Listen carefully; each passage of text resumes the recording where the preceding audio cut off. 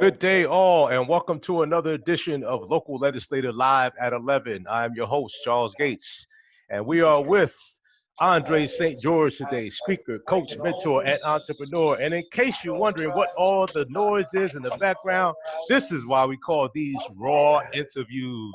We take it where it is. Andre happens to be in a medical facility right now with people talking and working in the background, but you know what? It's all good. We're going to roll with this anyway. Good morning, Andre.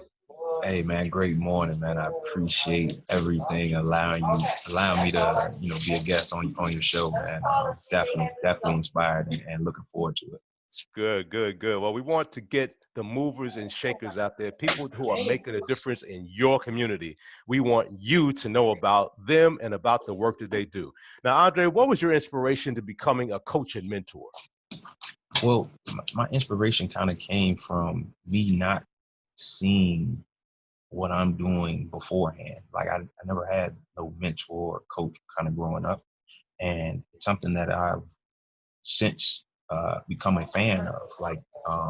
We look at people like Michael Jordan or some of these stars that they still have coaches and mentors even as they get older. So that's something that I wanted to kind of provide and kind of give back to my community is having something that I didn't see or have kind of growing up. Had that been the case, things may have been a little bit different for me. Having that uh, person to kind of guide you, through the steps and not make the many mistakes that some of us make. And someone just to lean on and to talk to sometimes. Yeah, yeah. That is so missing in a lot of our different communities. Now tell us about Together Lives Change and the work you do there.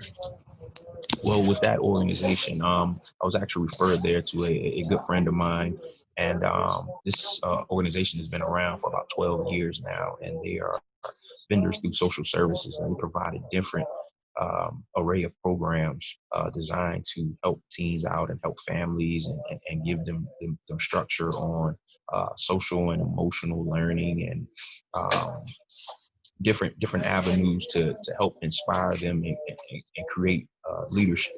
Um, within because it's more so with troubled youth. So we work a lot with troubled youth in the city of Hampton. So just giving them the necessary components and skills that they need to go on and be future leaders and live independently. Okay. Now, August 19th, that was a big day for you. Talk about your newly released book, Vital and the Five-Step Process. Man, Vital kind of it actually came about 2019. Um, I set a major goal for myself. I said 2020 is going to be the year that I become a published author. I had so many other people around me doing it, and it just kind of, inspired me to want to really get going and make it happen for myself. So Vital was a component that I looked at. It was an acronym that I put together, and it's really helping you maneuver through all the barriers of adversity. Adversity can really show itself in many different facets, but what it does is it allows people to give up or not pursue some things that their dreams or their goals. So I looked at what was the process of me going from where I was to where I am right now, doing the community work, working with the kids, and being part of Toastmasters, winning different speaking competitions, things of that nature. So what was it? What was the process that I went through? So I looked at Vital and I broke down the word. The word actually means what's necessary, what's most important. So if you think about, your everyday life, what's vital for you to do every day for you to continue through life. So the V was visualize a vision. You got to have a distinct vision of where it is you want to go and what it is you exactly want to do. And I'm not just talking about just any thought or idea. I'm talking about a complete vision. What does it look like? What does it feel like? What does it smell like? What are you driving? Who are your friends? Things of that nature. Then you move into the I. Once you have that idea, that vision, then you ignite. You got to ignite on that intention. What's the process? What's the steps that I need to take to get going? You know what I'm saying? Because a lot of times we have that, uh, what's it called, analysis, that procrastination, paralysis analysis, where we have these ideas, but we never actually act on them. We don't get moving. So ignite on the intention, get started. Then you got to, then you go to the T. The T is to train yourself to be unafraid. This is where you're going to be met with those adversities that you're going to have to overcome. You're going to have people that say, oh, why are you doing that? You shouldn't do that. That's not going to work. You're going to have people that's not going to believe in you. You're going to have people that are not going to want to join you on the journey. You're going to have people that, telling you it's a bad idea. So all these different obstacles and challenges that you're going to go through, personal, um, professional, family, whatever, train yourself to be unafraid, to keep going. Because if your vision, if it means that much to you, you won't let anything stop. Then you go into the A.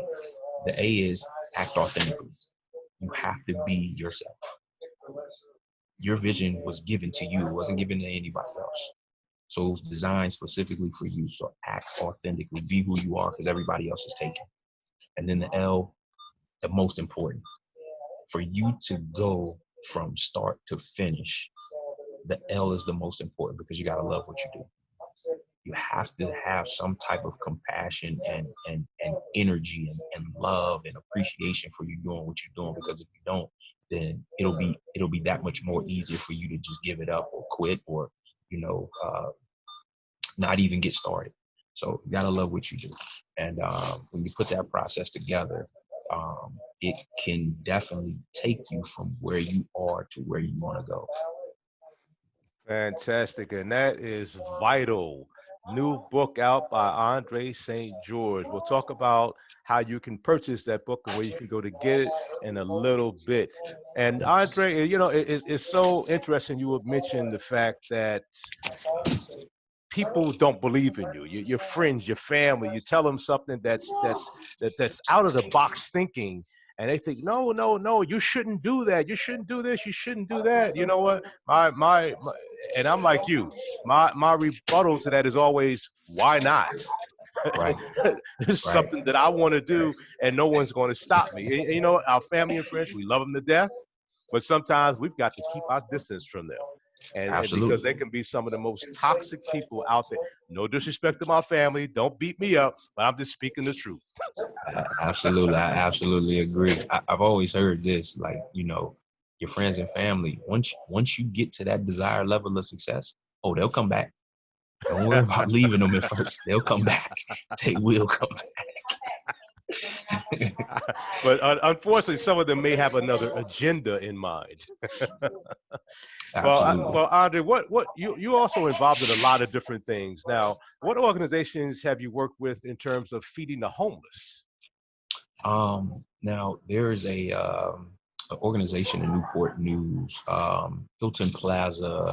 It's an assisted family living organization, and um, we daily, on a daily basis, we're taking food and drinks and things of that nature down there, and giving them these items and resources so that they have extra resources for some of their members. So it's Hilton Plaza. It's an assisted living facility.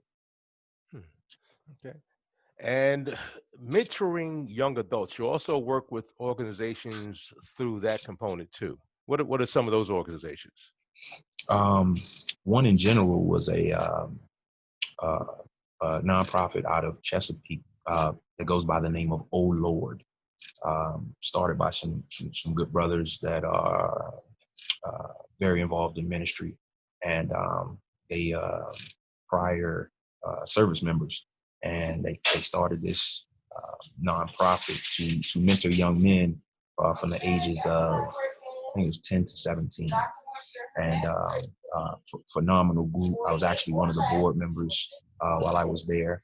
Also worked with a organization by the name of Chosen. Now we did some work uh, with the the community center in Hampton, um, and actually we're actually gearing up to do some stuff in Newport News. I've done some mentoring work with my church, and also I've done some work with some of the juvenile detention centers here in the area, mentoring some of the young men in there as well. Okay. And for those of you listeners out there who are wondering where Hampton and Newport News are, they're in the Hampton Roads area of Virginia. And if Correct. you Correct. do like this interview and want more, please subscribe to our YouTube channel, connect with us on Facebook and Instagram, and like our Facebook page. And remember to leave us a comment telling us who or what you would like to hear from next. We would do our absolute best to get that person or those organization representatives on the air live for you. Now, Andre, tell us about Speak to Educate. What's the mission and what do you offer? Look at that big smile on your face. Yeah, man. Speak to educate. Speak to educate. Yeah. Speak to educate came as as I was actually kind of going through Toastmasters at the time, and that's where we kind of linked up. I met you through Toastmasters, but Speak to Educate came through Toastmasters because I was like, what's something that I wanted to be able to convey to people about what it is that I'm doing. So Speak to Educate is a program designed to um, help improve youth development. And we foster three cornerstones, which is lead, innovate, and inspire. Now, these are done through creative workshops, mentoring, and also different keynote presentations. And what we're doing is we're looking to really help build some of the future leaders that are coming up next, which is our young teens, by helping improve how they look at themselves, their work ethic, their character, and things of that nature. So Speak to Educate is a youth development program, and we're working on professional development. We have professional development sessions that we teach to our young teens. Okay, and Speak to Educate is your baby, right? Yes, All right, yes, that is Andre St. George's baby, Speak to Educate. yes, Now, while yes. coaching and mentoring these young people, do you find common threads, challenges, and obstacles that are consistent? Yeah, and I think you mentioned one earlier when we were talking about having the outlet to be able to talk to people, and that was an issue for me kind of growing up. I didn't really have an outlet to vent and to talk about life issues and different problems that I was facing. So that's something common that I find amongst some of the young men that I work with. They don't really have that outlet, and then there's no presence as to solidified father figure. It's more so, well, I'm learning from this guy in the street, or I'm taking from what I see my brother do, or something of that nature. And it really isn't that positive effect that can help you grow and really sustain as an adult and be a pillar of your community. So those are some of the things that I see that is kind of trending amongst some of the kids that I work with, them taking the the high road instead of making a reasonable decision to be able to have somebody to really kind of help them maneuver through life. Right. Now, for our listeners and our viewers out there, the noise you hear in the background is our medical staff. This is a raw interview. We're not in the studio. Well, one of us may be, but the guests are not always in a closed environment. So I just want you to know that. Yeah, And this yeah. is the essence of being raw, and we love it. I, Now, I I gave you the heads up on it, like, hey, look, man, I'm in here right now with the IV and everything, you know what I'm saying? But still gotta do what we gotta do. you know what? This is life. This is life. This is something that we all go through, and it as some people would say, it is what it is. Okay, we won't Absolutely. go further than that. But now, Audrey, share one of the success stories of one of your mentees. I know there are many, but if you had to pick out one story you'd like to share with us, which one out of the hundreds would it be? So there's this guy from and it was kind of a referral based. There's this young man who had an older brother, and this kid was kind of, he was real reserved in his approach, and he didn't talk much, but um, he was very open about things that concerned him, You know what I'm saying? He didn't really want to talk about anything other, but he was very open about things that concerned him. But he was following a lot of what his brother was doing, and his brother was out here really making some bad choices. And being that that was his older brother and his love for his older brother, you know, there were certain things that he wasn't really telling his mom, and there was things that he knew about his brother that he was trying to cover up just so his brother didn't get in trouble. So upon working with him, you know, we was able to really get him the out of that peer influence, because he was being influenced a lot by his brother.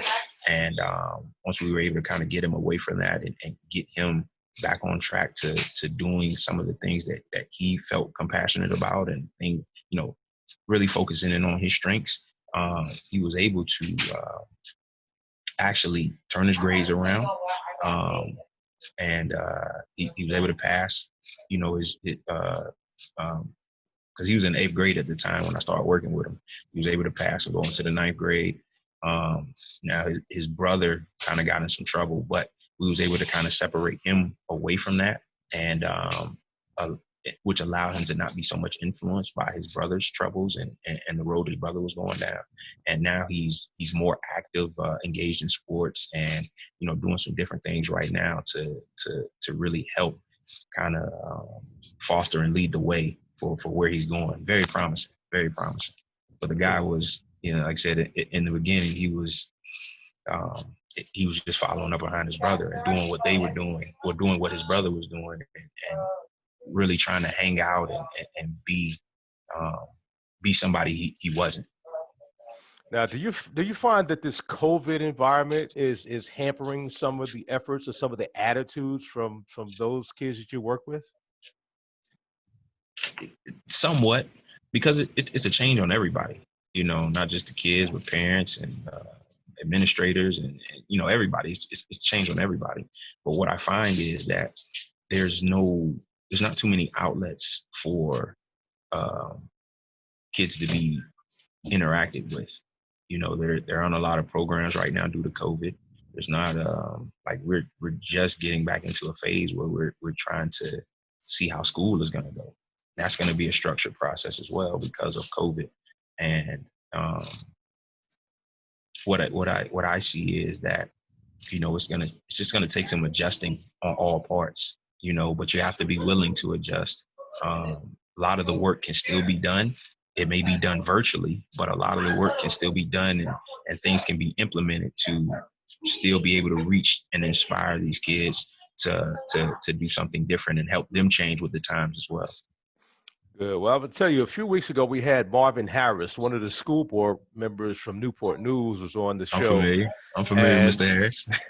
and he was real. He really educated us in terms of what, at least from a Newport News, Virginia standpoint, what they're doing to try to make sure that all kids are addressed, the homeless, the ones that need the extra tutoring, the elderly guardians, and everyone that's associated with the kids. So he really gave us a broader insight into some of these challenges that we may think we know about, but from a school board perspective, some of the antidotes they have to fix some of those, and I don't want to use that word fix, but to remedy some of the issues that we have out here.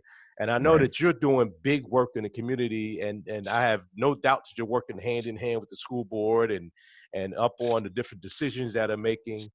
And so we really commend you, Andre, for what you're doing out here in the community, and you are truly making a difference. Now, where Thank do you. we Thank you. go to purchase your book, volunteer in some of the organizations you were talking about, or find out more about you, more about Speak to Educate, and your business and your services?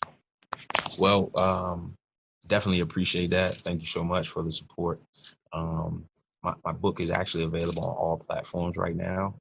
Barnes and Nobles, um, Amazon, and it's also on Apple Books. So you can go there and get the book. It's actually the Kindle version at the moment. Due to some of the COVID issues, you know, the mail system is it's at a delay. So it kind of put a a put a hold on getting the actual hard copies, but the Kindle version is available on all platforms right now. On all social media platforms, it's Speak to Educate.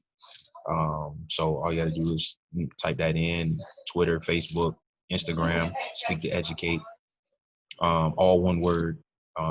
And it's SPEAK, the number two EDUCATE. So Speak to Educate, all one word. And some of the organizations that I'm working with, they're always looking for new volunteers. Um, uh, Together Lives Change, they're always doing hiring. Like I said, it's more family services, so they're always looking for new and engaging people to come on in. Um, and yeah, that's pretty much where you can find me right about now. If you're in the Virginia area, anywhere in the Tidewater area, definitely reach out. You'll see the brand walking around at all times. So. All right, fantastic. Andre St. George. And to our listeners out there, if you wonder where Alicia Keys, Lauren Hill, Anthony Anderson, John Singleton, Jana Pickett Smith, and Lauren Hill, just to name a few, got their starts, we're going to be talking to the coordinators of the Hampton Roads area, Mr. Reggie Fox, Miss Lynn Wilson. They are and I'm gonna pronounce the whole name for you, and I'm gonna tell you what you know. The Afro Academic, Cultural, Technological, and Scientific Olympics, otherwise known as AXO. If you're interested in AXO or don't know what it is, I can tell you over 300,000 kids have been affected by this program. It is wonderful. It is in your neighborhood. It is in our neighborhood. We're going to be talking to not only the coordinators, but some of the kids or some of the young people who have gone through the program tomorrow at 11 a.m. live here on Local Legislator Live at 11. You want to make sure you tune in. And on Friday, we're going to have Virginia Beach Clerk of the Courts, Tina Sinnen. If you ever wondered what the clerk of the courts even does, which a lot of people have no idea what they do, but yet that is an elected office, and it will behoove you to just check it out, get to know her, get to know what that office does, because it's not just Virginia Beach. The officers basically do the similar work in all municipalities, but you might want to make sure you check into that. Tell your families and friends about our show here. We're here most weekday mornings at 11. Andre St. George, thank you so much for being here. Take care of Hey, man. yourself. Get back to all those ladies and gentlemen that are talking in the background. I know they're dying to talk to you because they are chatting away back there.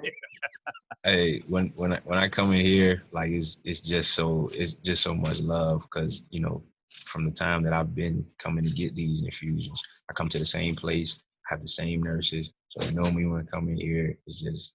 It's all love. So we have a good time. So they already knew I had to step in or step out for a second and take care of this.